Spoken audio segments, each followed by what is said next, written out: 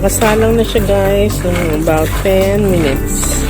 Matagal pa to. Basta halu-haluin nyo lang siya from time to time para hindi masunog at saka para maging even yung pagkakaluto sa mani.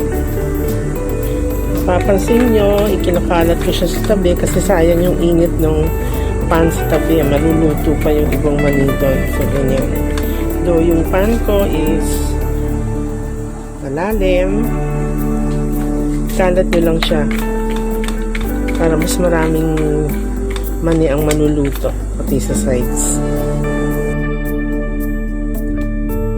Nakasalang na siya guys ng mga 30 minutes pero konti pa to. Medyo nag-iiba-iba na yung amoy, bumabango na siya, and kung pagmamasdan nyo nagiging shiny para lumalabas ang moisture or oil. Malapit na siyang maluto, medyo mabango na siya. Haluin nyo lang ng haluin para pantay ang luto ng mani. Walang maiiwan na parang hilaw. Very nutritious ang mani. Lalo ito, wala namang oil, walang salt, or anything na hinalo. Kaya super duper healthy snack ito. Tinikman ko siya kanina guys. Hilaw pa siya talaga. So, another 20 minutes na ang nakalipas since last na tinignan ko. Titikman ko siya ulit mamayang konti para makita kung pwede na, luto na siya. Pag mainit, makunat siya talaga. So, kailangan pang palamigin yung titikman. Ito toasty na yung amoy niya. Masarap. Kumuha ko ng konting mani para palamigin, para matikman kung luto na yung peanuts. Kasi unless malamig siya completely cold, medyo makunat talaga. So, kailangan palamigin. I'll get back to you guys kung luto na.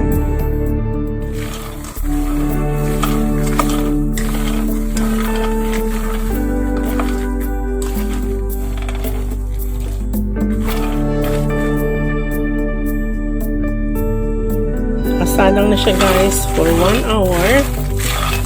Kasi kanina medyo hilaw pa rin. Yung pinalamig ko, tinikman ko, medyo makunat pa. Depende kasi ito guys. Medyo kung mapapansin nyo malalaki yung butil ng peanut. So medyo matagal siyang maluto. Kung mas maliit yung mga peanuts, mas madali siyang maluto.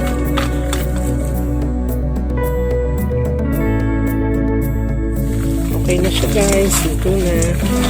Nakasalang siya siguro ng mga 1 hour and 15 minutes. Okay. Lahat-lahat. 1 hour and 15 minutes total. Malutong na siya. Natikman ko na. Okay na siya. Lalamigin and then lalagay sa bote or any container na sealed para hindi siya pupunan.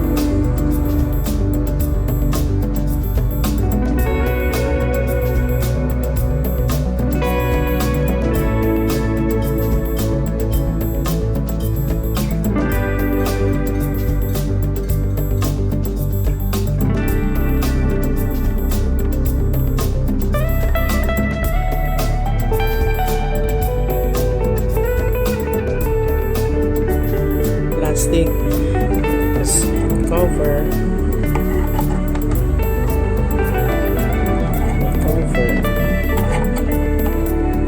para sealed or mga glass jars na ganito. Kaya huwag niyo tapon guys, sayang.